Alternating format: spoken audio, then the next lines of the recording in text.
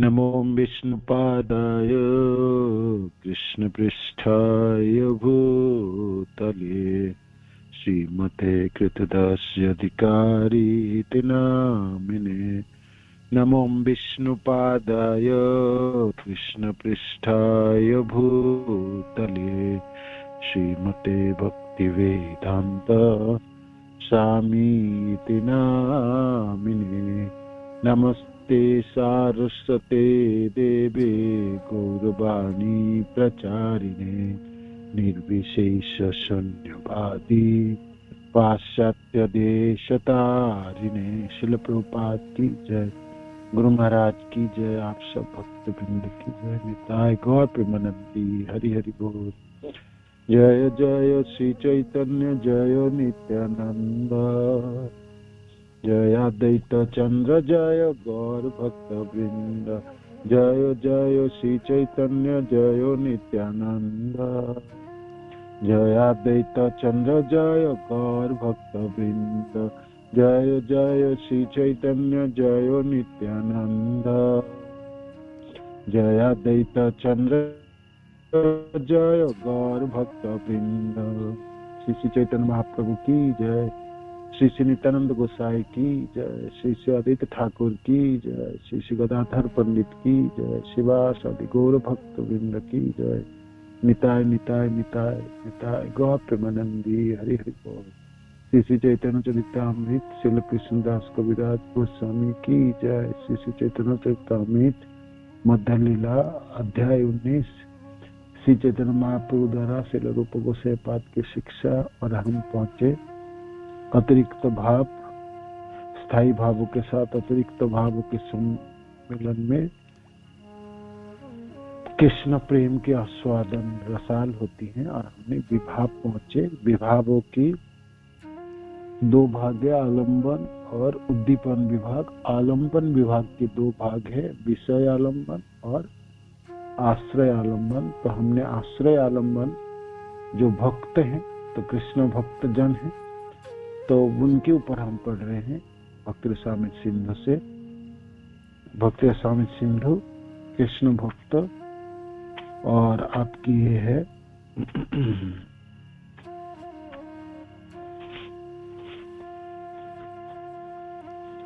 आपके अध्याय है 25, अध्याय 25 कृष्ण के भक्त।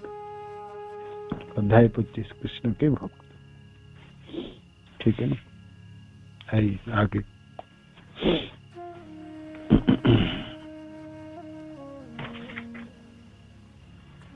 तो भक्त दो तरह से हैं। एक है जो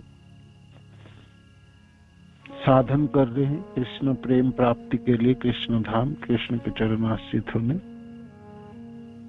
वो साधक कहलाते हैं। और एक है सिद्ध, जो पहले से ही भक्ति करके रखे हैं, सिद्ध अवस्था को प्राप्त हो गया। तो वह भक्त सिद्ध कहलाता है जो भक्ति करने से कभी थकता नहीं और सदैव कृष्ण के दिव्य रस का आस्वादन करते हुए कृष्ण भावना भावित कार्यों में लगा रहता है, वो सिद्ध है। एक है साधक और दूसरा है सिद्ध। तो सिद्ध दोनों भक्तों की श्रेणियां, कोटि है, प्रकार है। तो एक है साधक और दूसरा है सिद्ध। तो साधक हमने कल पढ़े थे, श्रवण किए थे। साधक जो है साधना करते हैं, है ना। तो एक जो दिव्य धाम में प्रवेश पाने के लिए भक्ति का अनुशीलन करते हैं, ये साधक है। तथा दूसरे वो जो पहले से भक्ति की सिद्धावस्था को प्राप्त करके रखे। तो सिद्धावस्था में वह भक्त सिद्ध कहलाता है जो भक्ति करने से कभी थकता नहीं और सदैव कृष्ण के दिव्य रस का आस्वादन करते हुए कृष्ण भावना भावित कार्यों में लगा रहता है। कृष्ण भावना भावित कार्यों में लगा रहता है। यह सिद्धावस्था दो प्रकार से प्राप्ति की जा सकती है। सिद्धावस्था दो प्रकार से प्राप्ति की जा सकती है। तो सिद्ध भक्त कौन है? जो भक्ति करने में कभी भी नहीं थकते और सदैव कृष्ण के दिव्य रस का आस्वादन करते हुए, कृष्ण के दिव्य रसों को आस्वादन करते हुए कृष्ण भावना भावित कार्यों में लगा रहता है। कृष्ण भावना भावित कार्यों में लगा रहता है और सदैव कृष्ण के दिव्य रस को आस्वादन करते हैं और कृष्ण भावना भावित कार्यों में लगा रहता है। वो सिद्ध कहलाते हैं, वो सिद्ध है। यह सिद्धावस्था दो प्रकार से प्राप्ति की जाती है। या तो भक्ति में क्रमशः उन्नति से, भक्ति करते करते, भक्ति के साधनों की करते करते, भक्ति के रास्ते पे उन्नति करके, भक्ति में क्रमशः उन्नति से वो प्राप्त हो सकता है। या कृष्ण के अहेतु की कृपा से, कृष्ण की अहेतु की कृपा से सिद्धावस्था प्राप्त हो सकती है। भक्ति के क्रमिक विकास से करते करते भगवान में 100% भरोसा, विश्वास और भक्ति हो जाए। एक तो इसी से सिद्धावस्था प्राप्त, और दूसरा है भगवान कृष्ण के अहेतु की कृपा से भक्ति ही अपने भले ही अपने भक्ति के सभी विधान पूरे ना किया हो। एक तो विधि विधान से विधानों को पूरा करते हुए क्रमिक विकासों के माध्यम से सिद्धावस्था प्राप्त करते भक्त, और दूसरा नहीं तो कृष्ण के अहेतु की कृपा हो जाए, बेसों को भक्ति में लड़खड़ाता है और साधनों को करने में सक्षम नहीं है, यदा कदा भी कर लेते, किंतु कृष्ण ने अपने अहेतु की कृपा कर देंगे तो वो सिद्धावस्था को भी प्राप्त कर सकता है। तो दो तरह से ये सिद्धावस्था प्राप्ति होता है, दो तरह से, है ना। आगे श्रीमद् भागवत में 3.15.25 एक सुंदर कथन आता है, जिसमें नियमित भक्ति के द्वारा सिद्धि प्राप्त करने वाले भक्त का वर्णन इस प्रकार हुआ है। नियमित भक्ति के द्वारा सिद्धि प्राप्त करने वाले भक्त का वर्णन इस प्रकार है। 3:15-25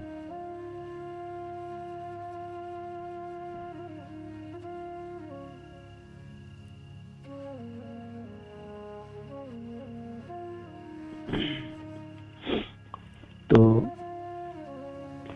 3:14-25 में नियमित भक्ति के द्वारा सिद्धि प्राप्त करने वाले भक्त का वर्णन इस प्रकार हुआ है। संसार के मिथ्या अहंकार से मुक्त हुआ व्यक्ति, संसार के मिथ्या अहंकार से मुक्त हुआ व्यक्ति या फिर बड़ा बड़ा जोगी वैकुंठ धाम में प्रवेश पाने का अधिकारी होता है। संसार के मिथ्या अहंकार से मुक्त हुआ व्यक्ति या फिर बड़ा बड़ा जोगी वैकुंठ धाम में प्रवेश कर पाने का अधिकारी होता है। ऐसा जोगी भक्ति के विधि विधानों का निरंतर पालन करने से इतना प्रफुल्लित रहता है कि उसे भगवान की विशेष कृपा प्राप्त हो जाती है। ऐसे भक्तों के निकट जाने में मृत्यु का शक्तिशाली अधीक्षक जमराज भी डरता है। ऐसे सिद्ध भक्त के, है ना। तो अतएव हम उच्च भक्ति की शक्ति का अंदाज लगा सकते हैं, विशेषतः जब भक्तगण भगवान के लीलाओं के विषय में एक साथ बैठकर बातें करते हैं, एक साथ बैठकर बातें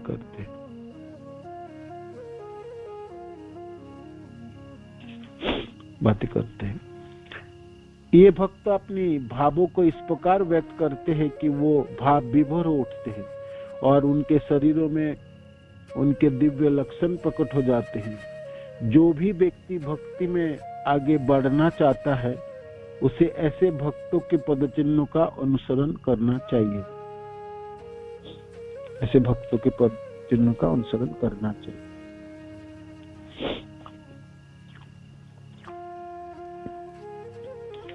प्रहलाद महाराज ने कहा है कि उच्च भक्तों के समक्ष अवनत हुए बिना भक्ति की सिद्धावस्था प्राप्ति नहीं की जा सकती।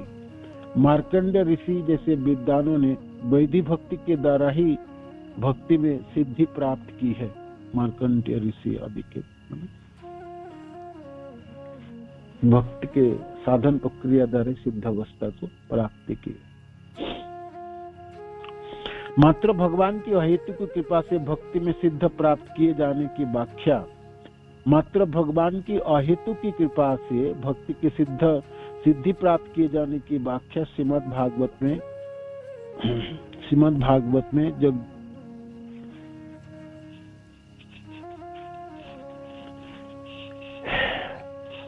जगरत ब्राह्मणों एवं ब्राह्मण पत्नियों के संदर्भ में भी की गई थी। जब कृष्ण ने उन ब्राह्मण पत्नियों पर कृपा कर दी और उन्हें भगवान का प्रेम भाव प्राप्त हो गया, तो उनके पतियों ने कहा, यह कितने आश्चर्य की बात है कि यद्यपि इन स्त्रियों ने ना तो यज्ञोपवीत जैसे सुधारात्मक संस्कार स्वीकार किए, ना इनको जमी धारण के यज्ञोपवीत होते नहीं स्त्रियों की, ना कोई तपस्या की है, ना इन्होंने कोई तपस्या की है, और ना अनुष्ठानों के विषय में चिंतन ही किया है, फिर भी इन्हें कृष्ण की कृपा प्राप्त हो गई। कृष्ण की कृपा प्राप्त, ना उन्होंने कोई संस्कार किया, यज्ञोपवीत धारण किया, ना उन्होंने तपस्या किया, ना उन्होंने कीर्तन किया, ना कठोर व्रत किया आदि, है ना। और तो व्रत के ना कोई तपस्या की है और ना कोई अनुष्ठान के विषय में चिंतन किया है, फिर भी इन्हें कृष्ण की कृपा प्राप्त हो गई। और जिसकी आकांक्षा बड़े बड़े योगी जन कृष्ण की कृपा प्राप्ति हो गई, जिसकी आकांक्षा बड़े बड़े योगी जन करते हैं। यह कितने आश्चर्य की बात है कि इन्हें ऐसी सिद्धि प्राप्त हो गई कि जबकि हम ब्राह्मण होकर समस्त सुधारात्मक संस्कारों को संपन्न करके भी इस उच्चावस्था को नहीं प्राप्त कर सके। हम ब्राह्मण बन के भी, और हमारे यज्ञ पे धारण किया, इतने सारे संस्कार हुआ और हमने यज्ञ किया, अनुष्ठान किया, उतनी बुका, किंतु हमको नहीं प्राप्ति हुई कृष्ण की चरणाश्रित। तो ये हमारी पत्नियां हो गई, है ना। इसी प्रकार सुखदेव गोस्वामी को संबंधित करते हुए नारद कहते हैं, हे सुखदेव गोस्वामी, आपने गुरु के संरक्षण में निवास करने का कष्ट भी नहीं उठाया, फिर भी आपको दिव्य ज्ञान का यह उच्च पद प्राप्त हुआ है। आपने कभी कठोर तपस्या भी नहीं की, फिर भी यह कितने आश्चर्य की बात है कि आप ईश्वरों के प्रेम को सिद्धावस्था में, ईश्वरों के प्रेम के सिद्धावस्था में स्थित हो। सुखदेव गोस्वामी तथा ब्राह्मण यज्ञ पत्नियां उन भक्त के ज्वलंत उदाहरण है जिन्होंने भगवान की कृपा से भक्ति की सिद्धावस्था प्राप्त की। भगवान की कृपा से भक्ति के सिद्धावस्था प्राप्त की। ब्राह्मण पत्नियां एक है। और सुखदेव गोस्वामी, हे आपने गुरु के संरक्षण में निवास करने की कष्ट भी नहीं उठाया, फिर भी आपको दिव्य ज्ञान का यह उच्च पद प्राप्त हुआ है। आपने कभी कठोर तपस्या भी नहीं की, फिर भी यह कितने आश्चर्य की बात है कि आप आश्चर्य के प्रेम की सिद्धावस्था में स्थित हो।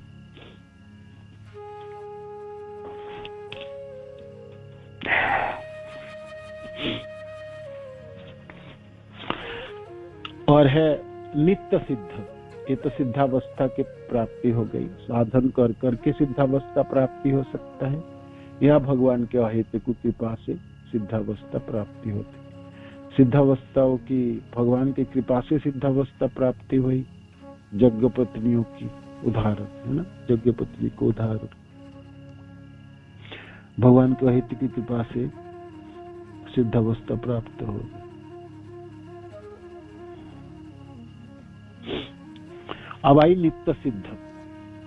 जो लोग श्री कृष्ण के ही समान नित्य आनंदमय जीवन प्राप्त कर चुके हैं और जो अपनी दिव्य प्रमा भक्ति के द्वारा भगवान कृष्ण को आकृष्ट करने में समर्थ होते हैं, वो नित्य सिद्ध कहलाता है।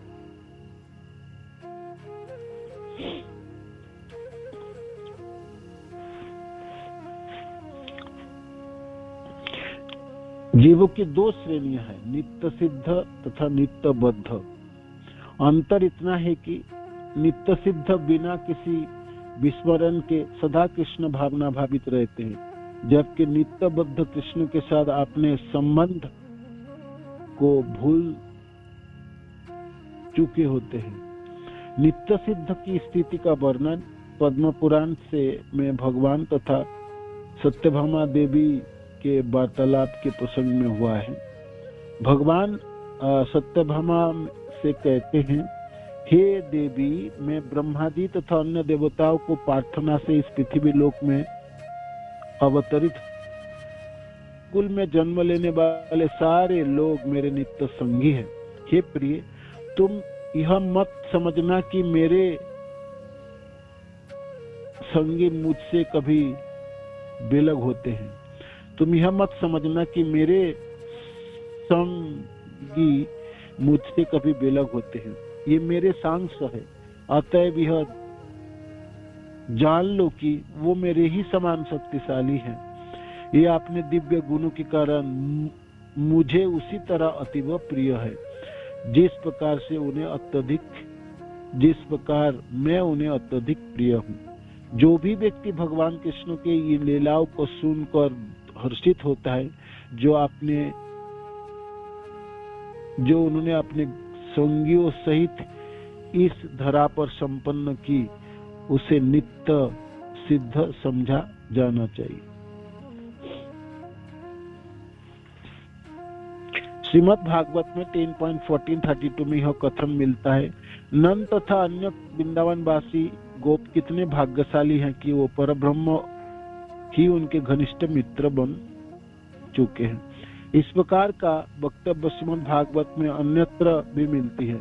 जब कृष्ण ने गोवर्धन पर्वत को उठा लिया तो सारे गोप आश्चर्यचकित होकर नंद महाराज के पास गए और उन्होंने पूछा, हे नंद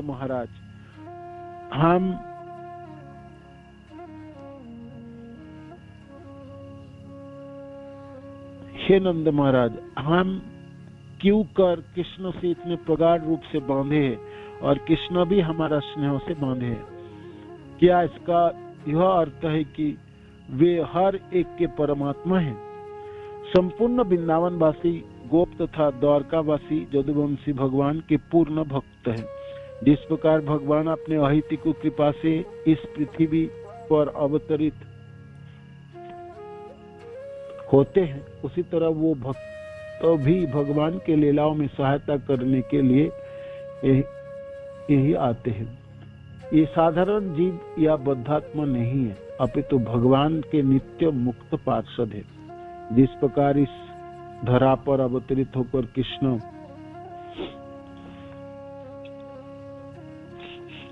सामान्य मनुष्यों की भांति आचरण करते हैं, उसी प्रकार यदुवंशी तथा वृंदावनवासी भी सामान्य जनों की तरह कार्य करते हैं, लेकिन वो सामान्य जन नहीं होते, वो कृष्ण के ही समान मुक्त आत्मा होते हैं।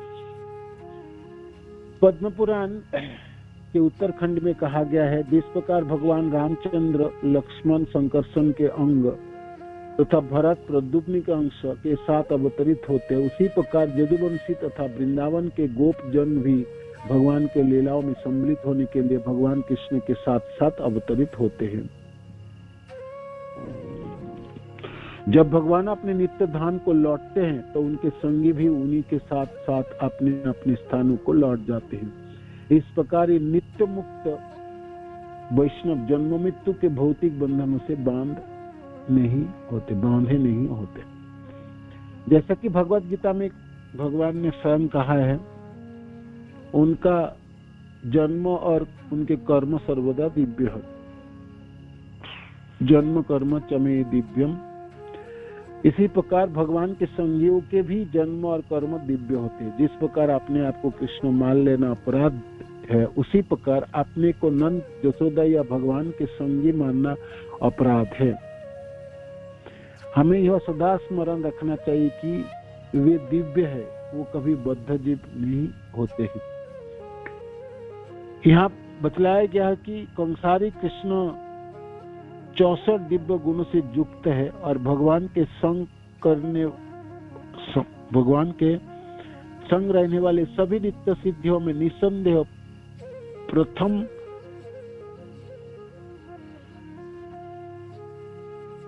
55 गुण पाए जाते हैं। ऐसे भक्त भगवान के 5 रसों में से किसी न किसी एक से संबंधित होते हैं। ये रस है शांत, दास्य, सख्य, वात्सल्य तथा माधुर्य। भगवान से ये संबंध नित्य है। अतएव नित्य सिद्ध भक्त को की वैधि भक्ति द्वारा सिद्धावस्था प्राप्त करने के लिए प्रयास नहीं करना होता है। वो कृष्ण की सेवा में सदैव पात्र बने रहते हैं, सदैव पात्र बने रहते हैं। तो ये है आपको कृष्ण के भक्ति स्वाध्याय जो मैंने पढ़ा, अध्याय 25। ठीक है ना।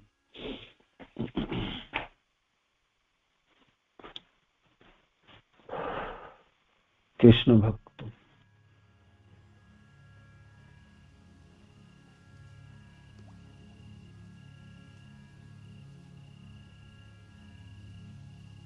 आलंबन विषयों की ये उदाहरण है।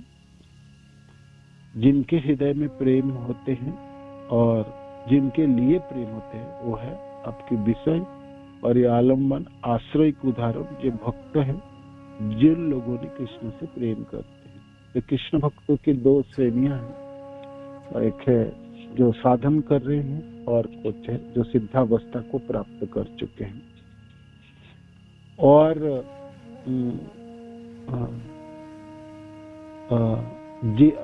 बद्ध ना, तो जीव में 2 प्रकार की श्रेणियां हैं। एक नित्य बद्ध है, बद्धावस्था के है, और है नित्य मुक्त है, नित्य मुक्त है।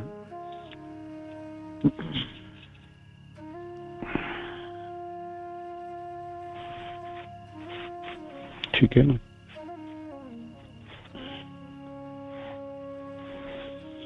हरे कृष्ण। तो ये विभाग की आलंबन विभाग की 2 भाग की वर्णन हुई, विषय आलंबन और आश्रय आलंबन। के बाद होगी उद्दीपन। तो उद्दीपन विभाग की बातें हम कल करेंगे। ठीक है ना। आज मेरे को एक थोड़ा अर्जेंट अटेंड करनी पड़ेगी, काम है, इसलिए आप किसी को कोई प्रश्न है पीछे तो आप पूछ सकते हैं। और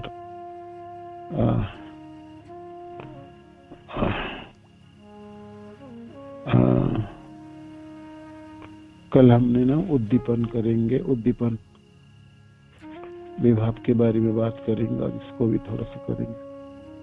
तो किस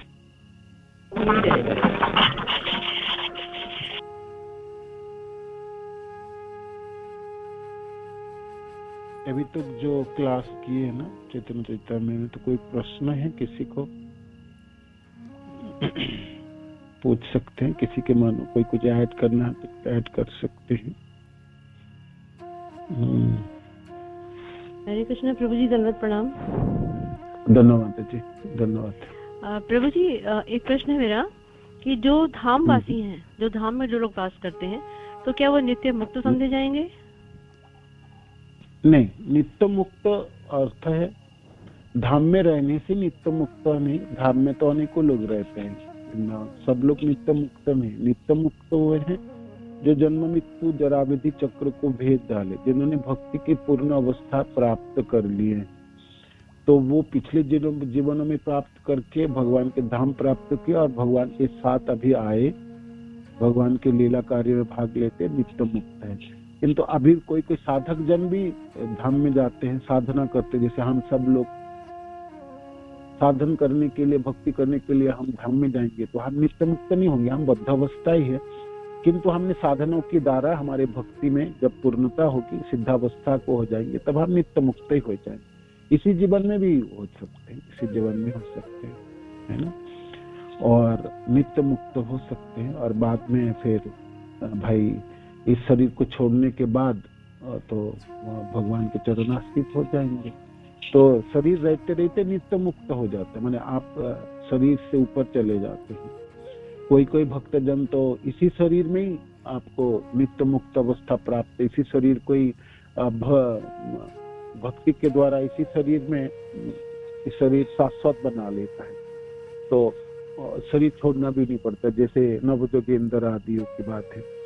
हालांकि वो ऋषभदेव के पुत्र के रूप में प्रकट हुए, 100 पुत्र, उसमें से बड़े पुत्र थे भरत महाराज, और बाकी 10 लोग, बाकी 9 भक्त बने, परम भागवत बने, 9 जोगेंद्र, है ना, और बाकी कोई ब्राह्मण बने, कर्मकांडी ब्राह्मण हुए, और बहुत सारे उनके पुत्र क्षत्रिय थे, क्षत्रिय हुए, राजा बने, जिसमें भरत महाराज भी राजा थे।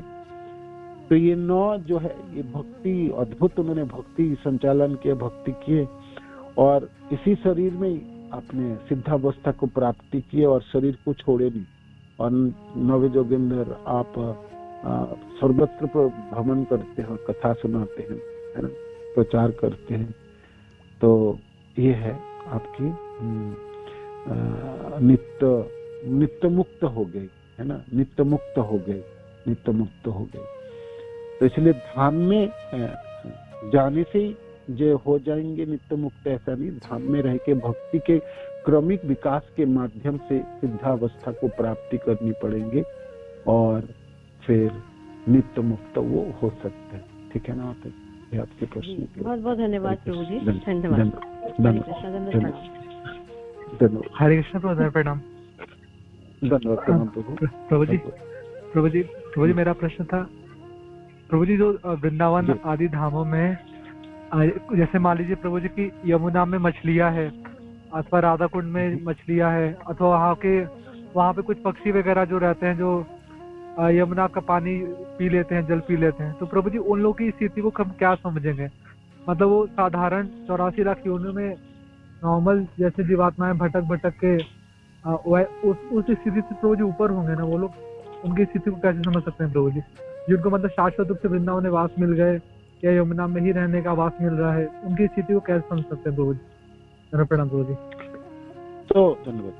जो नित्य मुक्त जो जीव हैं वो अपने भगवान के लीलाओं में भाग लेते समय, तो वो कोई नित्य मुक्त है तो वो किसी भी शरीर धारण कर सकते जिससे भगवान की सेवा वो प्राप्त कर पाए, भगवान के लीलाओं को अच्छे सुचारू रूप से संपादन करा पाए, है ना, भगवान को आनंद दे पाए, और भगवान ने जिस उद्देश्य से इस अवतार धारण किए व लीला करने आए तो उसका सर्वांगी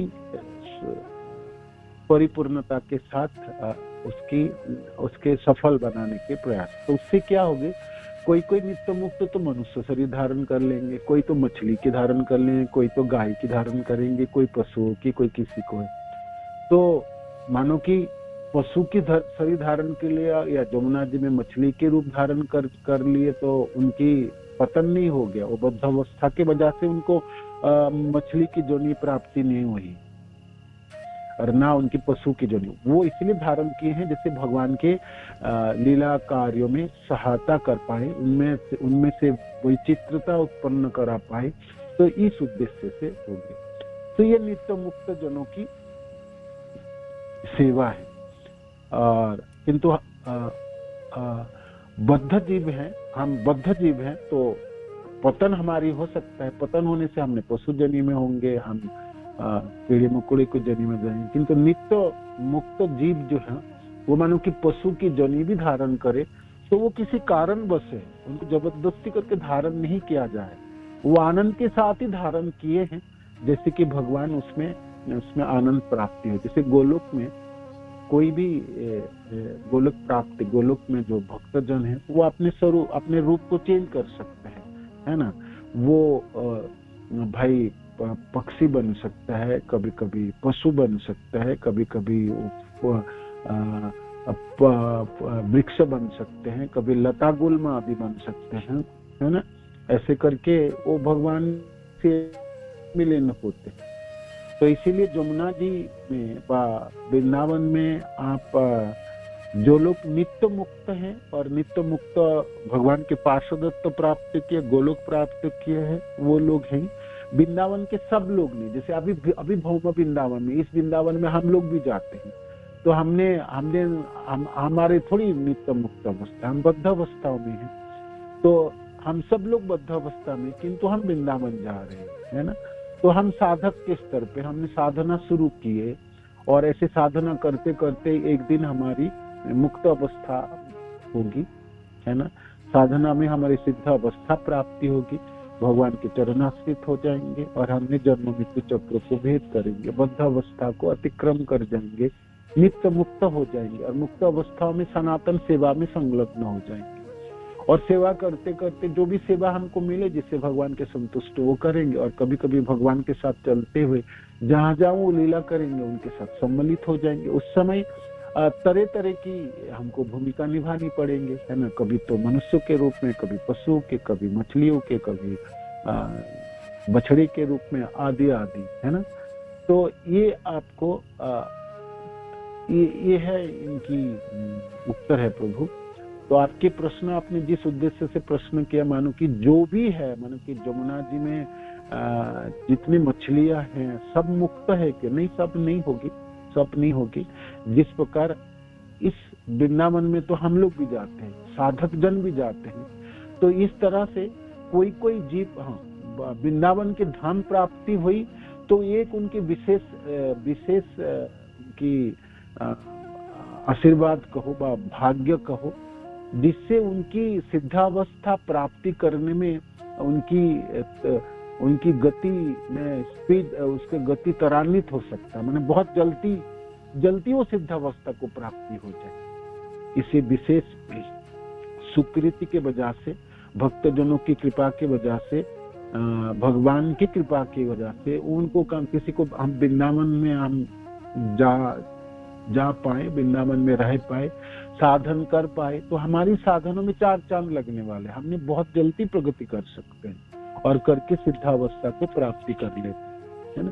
बहुत सारे भक्तजन हम देखे वृंदावन आए और वृंदावन वास किए, और वृंदावन में अपने भक्ति की सिद्धावस्था प्राप्ति करके भगवान के पार्षदत्व प्राप्ति कर लिया, अनेकों उदाहरण।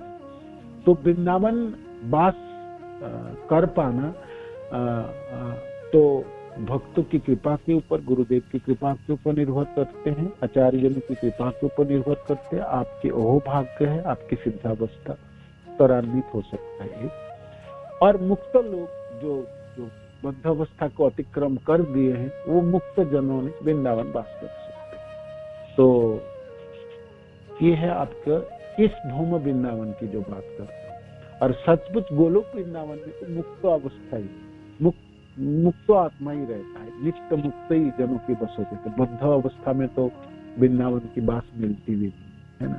हमारी बद्ध अवस्था, इसीलिए वृंदावन में हम जाए भी हैं तो वृंदावन के स्वरूप को हम देख ही नहीं पाएंगे, है ना। ना हम प्रकाशम सर्वस्व जोगमाया समावृत, जोगमाया से ढका रहते, वृंदावन में ढांक देंगे, राधा रानी ढाके रखते हैं। नित्य मुक्त व सिद्धावस्था प्राप्ति होने के बाद ही उसकी प्रकाश कराती है ना। तो हम वृंदावन में जाने से ही जे वृंदावन में प्रवेश कर पाएंगे, ऐसा नहीं है। प्रवेश कर पाने के लिए हमको कृपा की प्रयोजन होती है ना। श्रील प्रभुपाद कहते हैं, सोड़ गोस्वामी के चरण आश्रित होके फिर हमने चैतन्य महाप्रभु और नित्यानंद प्रभु के चरणाश्रित होंगे, और फिर नित्यानंद प्रभु की कृपा के द्वारा महाप्रभु की चरणाश्रित होंगे, और महाप्रभु की कृपा से हमने राधा कृष्ण के वृंदावन लीलाओं में प्रवेश कर पाएंगे, है ना। नहीं तो हम जाएं तो हम भक्तजनों को प्रणाम करें, अर्च विग्रह दर्शन करें, कीर्तन में भाग लेंगे, जमुना में स्नान कर पाए, तो ये सब साधन कार्य है जिसके द्वारा मेरी साधना में प्रगति होगी और मेरी सिद्धावस्था प्राप्तियों में गति पकड़ेगी, तेजी पकड़ जाएगी, है ना, त्वरान्वित होगी और बहुत जल्दी में सिद्धावस्था के तरफ चलना शुरू कर दूं। इसीलिए वृंदावन और वृंदावन वास कौन कौन लोग करते हैं, बाकी मानो कि धाम में रहे कि कोई अपराध किए होंगे तो उनको अधपतन हुई, किंतु तभी भी भगवान ने कृपा करके अधपतन कराया भी है, तभी भी वृंदावन में रखा है। जैसे वृंदावन के बंदर आदि हो, है ना, जिसके पशुजनी प्राप्ति हो गई, किंतु कोई अपराध किए होंगे उसकी वजह से पशुजनी मिले भी है, किंतु कृपा भी दूसरी तरफ मिला, जो धामों में रहा होगा, धाम में रह के ही अपराध किया होगा, तो कुछ सुकृति रही, कुछ दुष्कृति रही, तो उनको मिला जुला संस्कार के रूप में एक जन्म मानो कि पतन हुई भी है, तो किंतु धाम में रहे तो अगली बार फिर मुक्त होके बद्ध अवस्था की अतिक्रम कर जाएंगे। इसलिए अनेक तरह की जीव रह सकता है ना, किसी को किसी सबकी स्थिति एक जैसा नहीं, सबकी स्थिति एक जैसा नहीं। जैसे हम सब लोग साधक लोग भी वृंदावन में प्रवेश करें, सबका स्थिति एक जैसा नहीं है। हम सब बोलेंगे सब तो वृंदावन आ गए, सब वृंदावन आ गए तो सबकी एक ही स्थिति है, ऐसा भी नहीं है, ऐसा भी नहीं है ना। कोई इसी वृंदावन में रह के भगवान कृष्ण में अथाह प्रेम होता है, किसी किसी को थोड़ी बहुत प्रेम करता है, कोई कोई बिल्कुल कर ही नहीं पाता है ना। किसी की आंखों में तो थोड़ा सा श्रवण करके अश्रु आता है, किसी को दिनों दिन वृंदावन रह के भी कठोर हृदय रहता है ना। तो अपने अपने अवस्थाओं के ऊपर निर्भर करता है कौन किस तरह है। वृंदावन में जाने से ही जो मुक्त हो गई बा त्वरान्वित हो गया, ऐसा नहीं है ना। आपके ऊपर निर्भर करेंगे किस स्तरों पे है, क्या आप करते हैं, किस प्रकार आप वहां पर जीवन जीते हैं। अब आप वृंदावन में रहने लगे और आप बिजनेस करने लगे मुनाफा के लिए, तो वो धाम वास वृंदावन वास नहीं हुई, उसको वृंदावन वास नहीं कहता है, वो तो आपने व्यवसाय कर रहे हैं, तो वृंदावन की कोई चीज अनुभव नहीं कर पाएंगे, वो तो सिर्फ मुनाफा कमाएंगे, है ना, धन कमाने के लिए। जैसे दिल्ली बेंगलोर आदि धन कमाने की जगह है, उनके लिए भी वृंदावन धन कमाने की जगह है। वृंदावन की कोई चीजों की वो आस्वादन कर ही नहीं पाएंगे, है ना, उनके लिए एक व्यवसाय की क्षेत्र है ना। इस तरह से आप विचार कर सकते हो इस चीजों को, है ना। हाँ, किंतु वृंदावन में मानो कि बिजनेस करने के लिए उनको मिला भी है, हाँ, वो भाग्य बोल सकते हैं, क्योंकि वृंदावन में अनेकों भक्तों के दर्शन कर पाएंगे, मंदिरों के दर्शन कर पाएंगे, धनों के प्रति उनकी लिप्सा होगी भी। जदा कदा कानों में कीर्तन और भक्तजनों के संग की वजह से उनकी प्रवृत्तियों में परिवर्तन होके वो धीरे धीरे भक्त बन सकता है। भक्त बनने के लिए उनकी पूरी उनकी सहायता होगी वो परिवेश है। तो इस तरह से सुकृति मान सकता है, ऐसा आप बोला जा सकता है ना, बोला जा सकता है। किंतु सब निर्भर करेंगे व्यक्ति विशेष के ऊपर। प्रभु जी, आप कर क्या रहे हो वृंदावन में रहे, है ना, भावना कैसी, जैसी जिसकी भावना होगी ऐसे उनको प्राप्ति हो, है ना। किंतु सहायता करती है, बोनस की तरह आपके हेल्प करेंगे, आपकी प्रगति में आपकी बहुत सहायता करेंगे। किंतु आप अपराध करेंगे वृंदावन में रह के, तो आपको उतनी तेजी से आपको अधपतन भी करा देंगे, इतनी तेजी से अधपतन भी करा देंगे, है ना। तो इसीलिए सावधान भी रहना चाहिए, धाम अपराध से भी बचना चाहिए, है ना। और वृंदावन में रह के हम भौतिक कार्य करने लगे तो बहुत बड़ी विपत्ति, बहुत बड़ी विपत्ति, है ना। तो ये सब आप देखते हैं, आप जानते हैं, तो है ना। तो निर्भर करेंगे आपकी किस तरह की जीव है, क्या उसकी स्थिति है, क्या उनकी भावनाएं है, क्या अभिलाषा है, क्या वो करना चाहते हैं।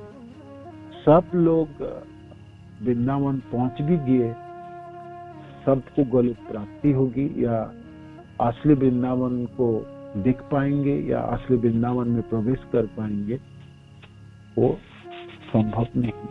ठीक है, हरे कृष्ण, धन्यवाद। थैंक यू प्रभु जी, प्रणाम प्रभु जी।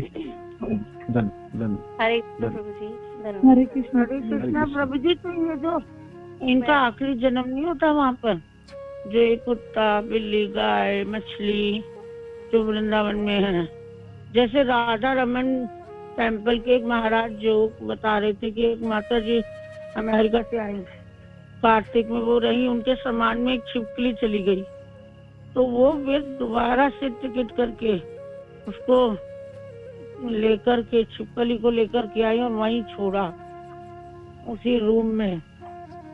तो कहते हैं कि उनको, जैसे कि कई भक्तों के मुंह से सुना है, श्याम सुंदर प्रभु जी भी कह रहे थे किसी की गाड़ी में चढ़ गया था कोई कीड़ा, तो उन्होंने निकाल के उसे वृंदावन में।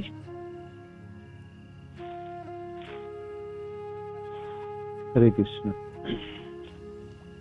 आप बताओ ना, आपको ही मैं पूछता हूँ, जैसे कि हरे कृष्ण, आपको मैं पूछता हूँ, आप सबको मैं पूछता हूँ, हमारी जैसी स्थिति है, मानो कि हम अभी वृंदावन जाके वास करें, तो क्या हम भगवान को प्राप्ति कर लेंगे?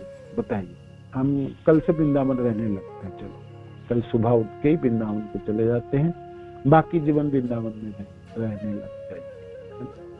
रहने मात्र से तो प्राप्ति तो नहीं होगी ना, हमको तो साधन तो करनी पड़ेंगे। वृंदावन में जाके हम प्रजल्प करेंगे, वृंदावन में जाके हम बिजनेस करेंगे, वृंदावन में जाके हमने भक्त की टांग खींचेंगे, वृंदावन में जाके हमने दूसरे की प्रति ईर्षा आदि करेंगे, जो भौतिक संसार में है ना, कर्मियों को तरफ बर्ताव करेंगे। तो फिर हमने वृंदावन में रहे भी है, वृंदावन में रह भी लिया, तब कैसे पार कर लेंगे? आप बताइए। सामान्य युक्ति तौर को क्या बोलता है? बोलिए, क्या बोलते हैं? आपको वृंदावन में, आपको ब्रजवासी, आपको वृंदावन वासी तो बननी पड़ेंगे ना। वृंदावन वास किस उद्देश्य से करेंगे, किस तरह करेंगे, वो तो आपको सीखनी पड़ेगी, आपको करनी तो पड़ेगी ना। गोपी जनों की भाव, गोप जनों की भाव, वृंदावन वासी जनों की जो भावनाओं को तो अंगीकार करनी पड़ेगी। वृंदावन में भक्तों के अधीन रह के आपको रागानुगा भक्ति सीखनी पड़ेगी, करनी तो पड़ेगी ना, है ना? तब ना होगा ये चीज। सिर्फ वृंदावन में रहने से और आप कुछ कर ही नहीं रहे हो, तो हाँ, सिर्फ रहने की एक फल प्राप्ति होगी, किंतु आपको सचमुच गोलोक प्राप्ति कैसे हो जाएंगे? आप अपने जैसे भावनाओं की परिवर्तन ही नहीं होगी। भक्ति पूरी भावनाओं की खेल है। आप देखिए, भावनाओं में परिवर्तन होगी ही नहीं है, तो फिर चेतना में परिवर्तन होगी नहीं है, तो रहने मात्र से कैसे निकल सकते? पता है, हम लोग भी तो रहते हैं 4 दिन 5 दिन 1 महीने, करते भी साधन, तो क्या हुआ? हम करे बहुत अच्छी तरह से तो हम अनुभव करते, फील करते, आस्वादन करते हैं, है ना?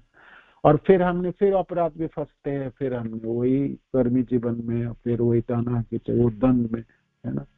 तो फिर हमने, और वृंदावन में रहते हुए भी हमने 24 घंटे थोड़ी भक्ति करते हैं।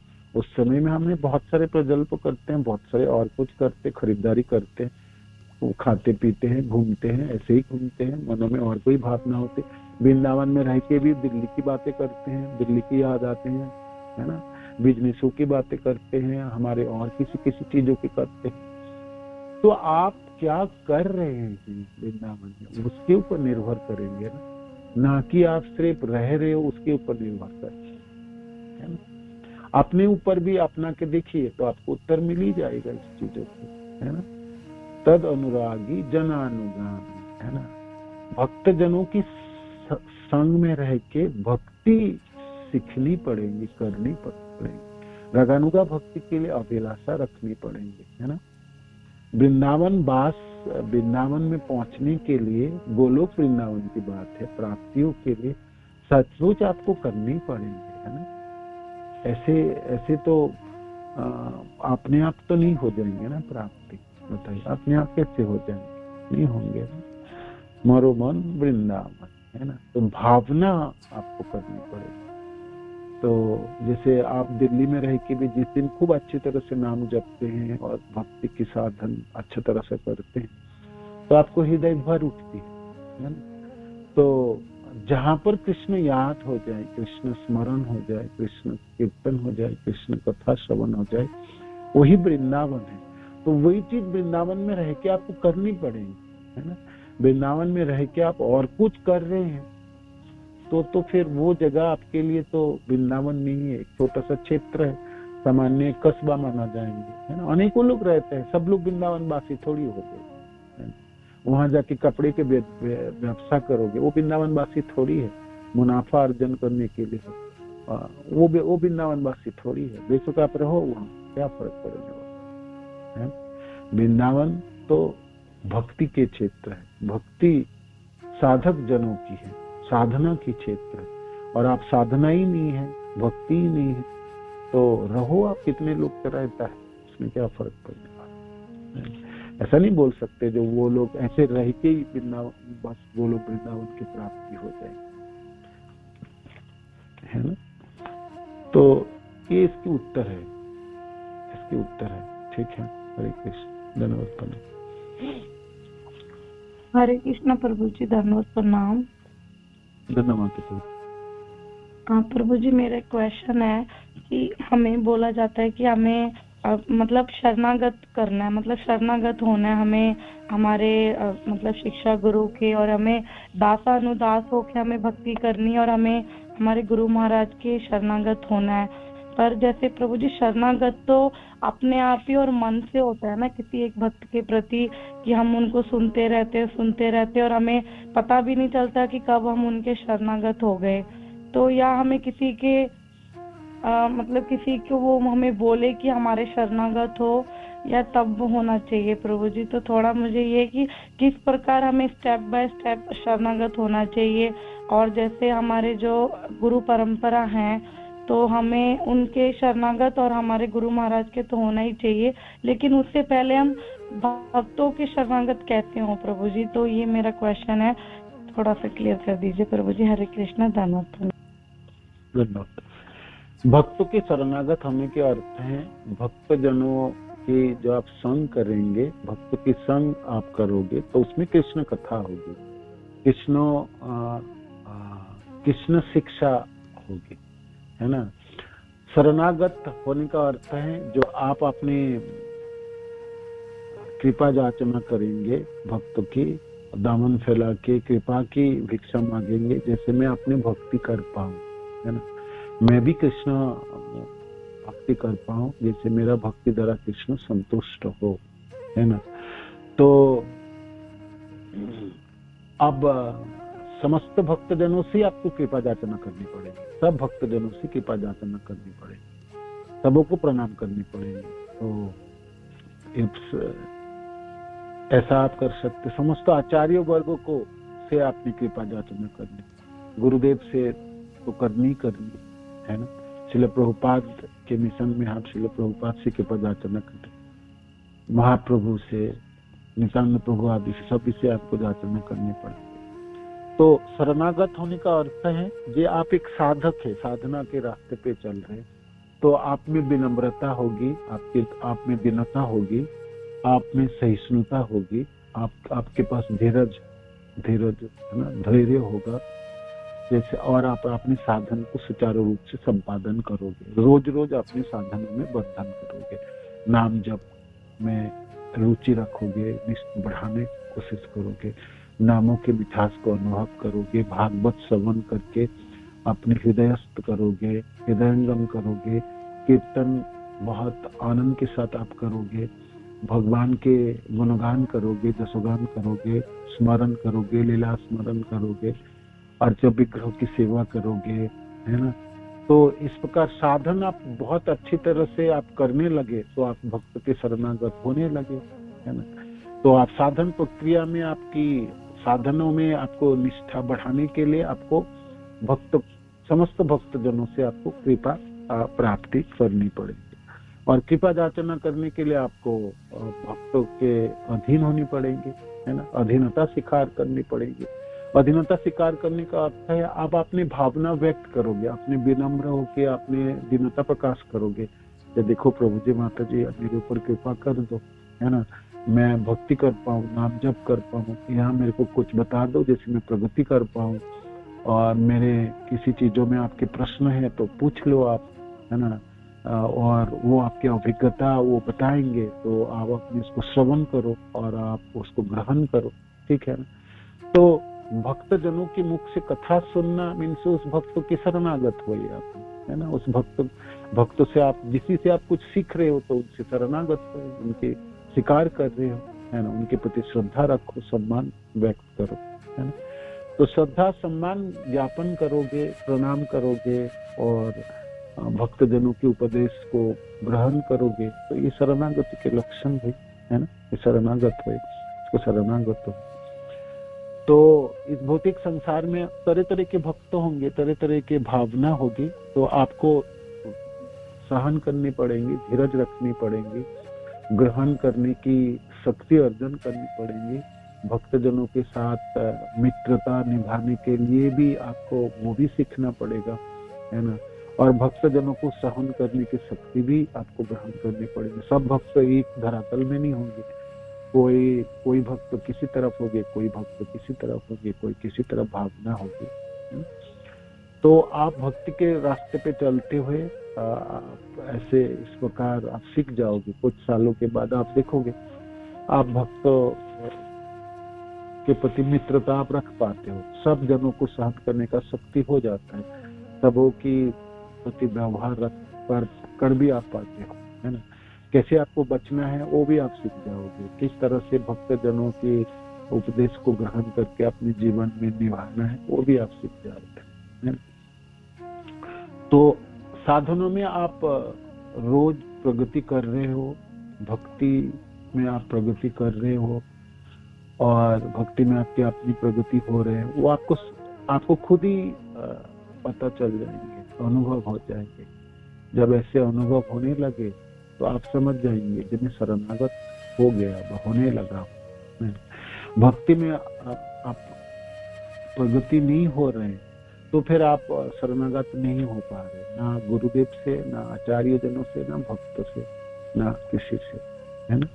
तो ये उनके लक्षण आपको खुद ही पता चल जाता है, भक्त को खुद पता चलता है तो वो शरणागत है कि नहीं। सिर्फ बोलने से मुख में क्या फर्क पड़ना, मैं शरणागत हूँ, मैं शरणागत हूँ। लक्षण प्रकट होगी ना आपके, आप में दीनता प्रकट होगी, आप पे विनम्रता प्रकट होगी, आप दूसरे के प्रति आपकी दया प्रकट होगी, आप सहन करने की शक्ति आपके पास होगी, धैर्य प्रकट होगी आपके अंदर, है ना। वो सब गुण धीरे धीरे परिस्फुटित होने लगेंगे, है ना। तो इससे आपको पता चल जाएंगे जिन्हें सचमुच शरणागति जिसको बोलते हैं तो हो रहा हूँ। और बेसिकली शरणागति शब्द भगवान कृष्ण के लिए है ना। अनुकूल से संकल्प, प्रतिकूल से वर्जन, रक्षयति विश्वासे गुप्त वर्णन तथा आत्मनिक्षेपकारपन षड्विधा शरणागति। 6 प्रकार की शरणागति होती है। इसको 6 प्रकार के शरणागति। अनुकूल रह के अनुकूल भक्ति करना है, अनुकूल से संकल्प करना, अनुकूल चीजों को ग्रहण करना है, प्रतिकूल चीजों को छोड़ देना है ना। अनुकूल से संकल्प, प्रतिकूल से वर्जन, रक्षयति विश्वास, रक्षा करेंगे कृष्ण, हर परिस्थिति में कृष्ण रक्षा करेंगे, वो विश्वास करना है ना। और रक्षयति विश्वास, आत्मनिक्षेपकारपण्य, षड्विधा शरणागति, है ना। तो आपकी विनम्रता, है ना, आपकी विनम्रता वो भी शरणागति में आता है। तो इस प्रकार आप शरणागत हो सकोगे, पता चलेंगे जो आप कितनी धीरज रख रहे हो, कितनी सहन कर पा रहे, सहनशीलता कितनी हुई आपकी, है ना। तो ये सब चीजों के ऊपर निर्भर करें, ठीक है ना। और एक दिन में नहीं होंगी, आपको समय देने पड़ेंगे, इसके लिए धीरज रखनी पड़ेंगे और आपको निरंतर प्रयत्न करने पड़ेंगे। किंतु हाँ, ये आप बांध के रखिएगा, जो हर भक्त के साथ मित्रता निभानी पड़ेगी। भक्तों के साथ द्रोह करके व भक्त को वैरी बना के ये सब काम होने वाला है। एक भी भक्त शत्रु नहीं होनी चाहिए। भक्तों के साथ मित्रता रखना ही उसको साधक कहलाते हैं। हम पढ़ रहे थे ना, उसको साधना कहलाते हैं। तो ये है आपके प्रश्न के उत्तर है माता जी, मैं दे पाया। ठीक है, धन्यवाद। हरे कृष्ण। हरे कृष्ण प्रभु जी, धन्यवाद, प्रणाम। थैंक यू प्रभु जी, बहुत सुंदर बताया। धन्यवाद, धन्यवाद। हरे कृष्ण। हरे कृष्ण प्रभु जी, धन्यवाद, प्रणाम। धन्यवाद माता जी। प्रभु जी, नॉर्मली हम ऐसा पढ़ते हैं, सुनते हैं कि जो पेड़ पौधे होते हैं उनमें लोअर कॉन्शियसनेस होती है और एज कंपेयर टू बाकी योनियों में। तो प्रभु जी, जैसे जो कृष्ण बलराम मंदिर में तमाल का वृक्ष है जो पता नहीं कब से है वहां पर, और हमेशा राधा श्याम सुंदर के सामने खड़ा हुआ है, विराजमान है, दिन रात उनके दर्शन कर रहा है, और मतलब क्या स्थिति होगी उस वृक्ष की, और कैसे उसकी जो पोजीशन है प्रभु जी उसको कैसे समझें। और एक चीज और मेरे मन में ये जिज्ञासा रहती है कि राधा रानी भगवान कृष्ण के विरह में जब तमाल वृक्ष को देखती थी तो उनको श्याम सुंदर जी की याद आती थी। तो मैंने कुछ समय पहले मतलब उस तमाल वृक्ष का वो जो चबूतरा बना हुआ है उसके ऊपर मैंने खड़ा होके और उस वृक्ष को महसूस किया। उसमें प्रभु जी बहुत नुकीले कांटे भी होते हैं। उसका मतलब मुझे पहले पता नहीं था, पहली बार पता चला कि उसमें बहुत कांटे भी होते हैं। तो मैं ना उस तमाल वृक्ष के बारे में जानना चाहती हूँ प्रभु जी, उसकी स्थिति, उसकी इम्पोर्टेंस, वो जो वहां पर है, हर समय वहीं पर है, और क्या होगा वो।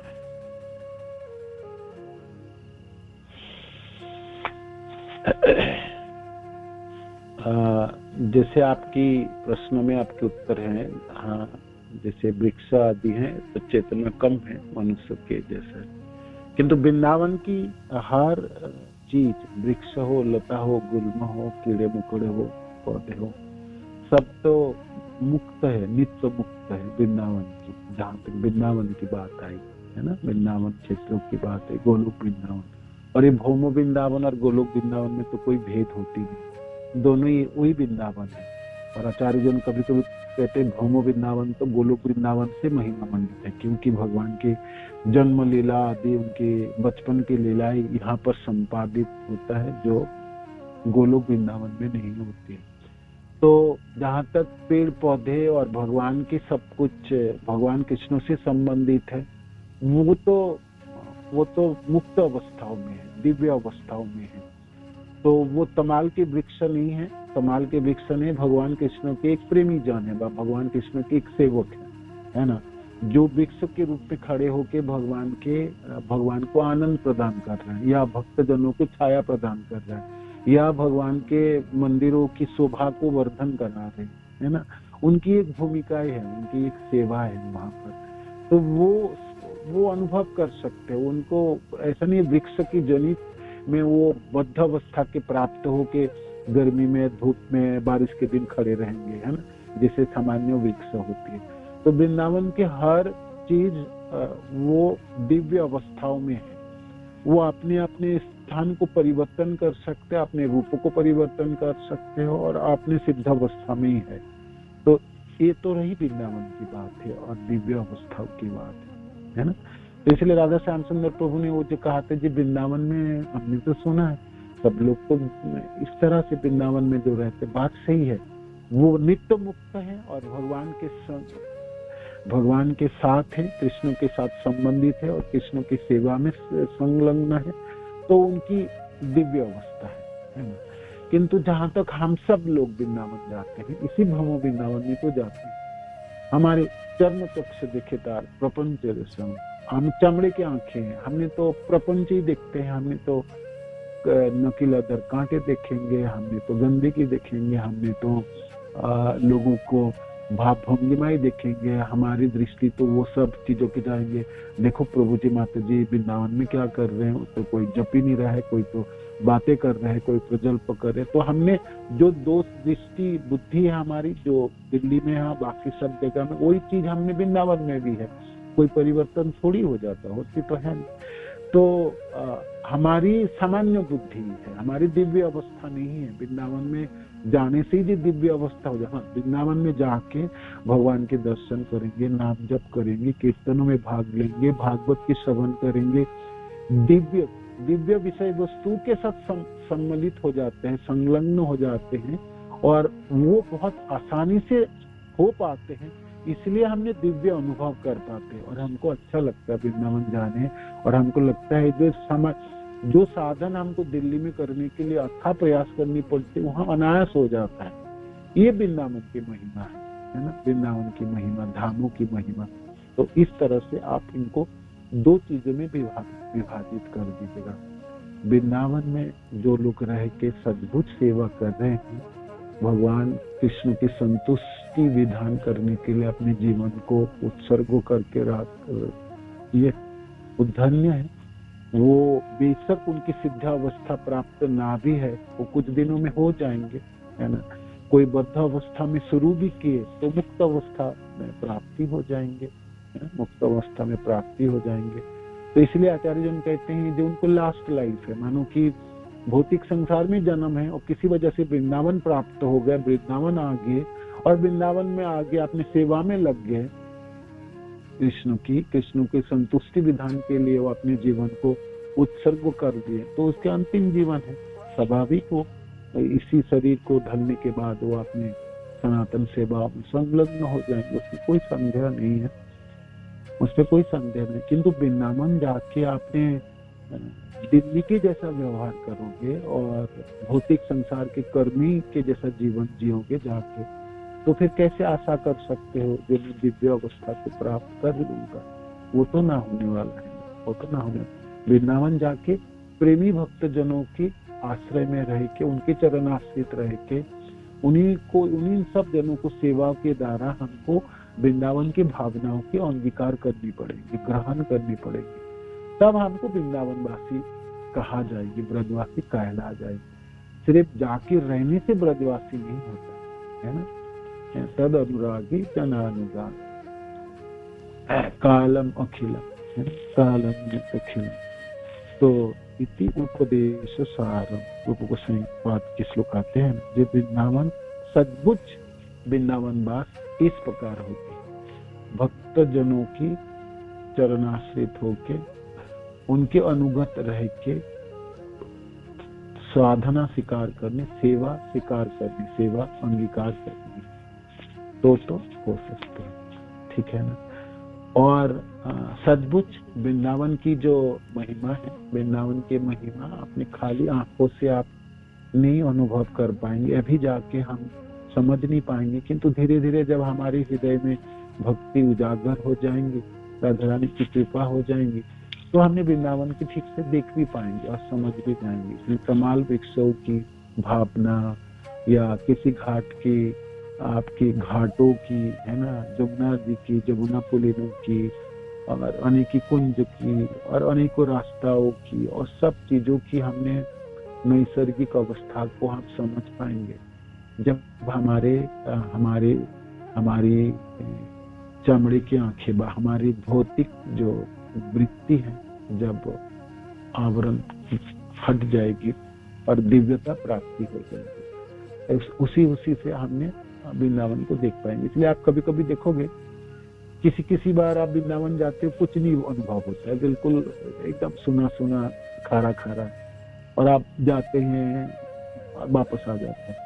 कभी कभी आप जाते हो भक्तजनों के साथ हुए, या बहुत अच्छी तरह से कथा कीर्तन में भाग लिए, श्रवण किए, नाम जप किए, या कार्तिक व्रत के समय बहुत अच्छी तरह से तपस्या की, तो आप देखो कि हृदय भरी है, और आप घर आते समय आपको याद आता है ना, आपको जिंदगी में थोड़ी दिन और रह जाता तो अच्छा रहता है। तो आपकी इसी जीवन में अनेकों बार जाने में फर्क आता है, वृंदावन में रहने की पता चल जाता है। तो किस चीज फर्क लाता है? आपकी भावनाओं में फर्क होता है ना? आपकी दिव्य अवस्थाओं की प्राप्तियों में फर्क लाता है ना? तो इस तरह से सब कुछ वृंदावन में है तो बिल्कुल दिव्य अवस्था में ऐसा भी नहीं, किंतु दिव्य अवस्थाओं में प्राप्ति होने के लिए बहुत द्रुत प्रगति हो सकती है कोई भी व्यक्ति है ना, कोई भी वस्तु होगा, क्योंकि बहुत नजदीक है, बहुत आसानी से वो चीज हो सकती है। तो इस तरह से आप बोल सकते हैं कि वृंदावन में रहने वाले जन सात्विक भाग्यवान, सचमुच भाग्यवान, क्योंकि बहुत जल्दी हो सकती है, वो पकड़ सकते हैं। किंतु समस्या भी बहुत ज्यादा है, वृंदावन में रह के आपने अपराध हो जाए, धाम अपराध हो जाए तो बहुत ज्यादा मल्टीप्लाई होते हैं, वो सब हम जानते हैं और आप खुद भी अनुभव करते हैं। थोड़ी सी गलतियां वृंदावन में बहुत भारी पड़ जाता है, आपको खुद भी अनुभव होता है, हम सबको भी पता चलता है। तो इसीलिए सब लोग ब्रजवासी हैं, ब्रजवासी होने के लिए तो आपको भावनाओं को ग्रहण करनी पड़ेगी।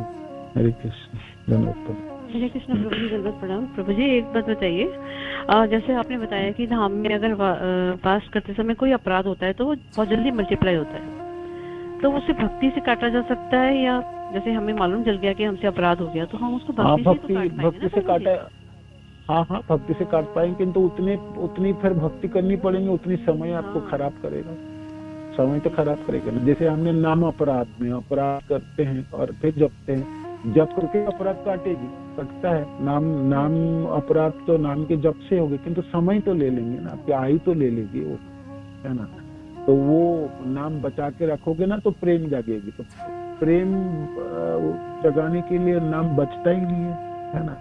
तो फिर होती नहीं, हमने वही जिस स्तर पे रहते उसी स्तर पे ही रह जाते। तो ये समस्या जी। सिद्धावस्था, मुक्तावस्था और प्रेम भक्ति, ये सब एक श्रेणी में है प्रभु जी? मुक्तावस्था, हाँ, मुक्तावस्था माने नित्य मुक्त की बात हुई, और प्रेम के स्तर में है, प्रेम के स्तर ही प्राप्त हो तब नित्य मुक्त हो गई ना। हाँ, और सिद्धावस्था है, सिद्धावस्था है, साधन करते करते सिद्धावस्था पर प्राप्त हो गए। हाँ, वही प्राप्त, वही चीज, तीनों एक ही ऊपर जयवाची शब्द हुई। हरे कृष्ण प्रभु जी, धन्यवाद प्रणाम। सौराधि माता जी, आपके प्रश्न के उत्तर मिला आपको? थोड़ा सा कुछ आपके दे पाया माता जी?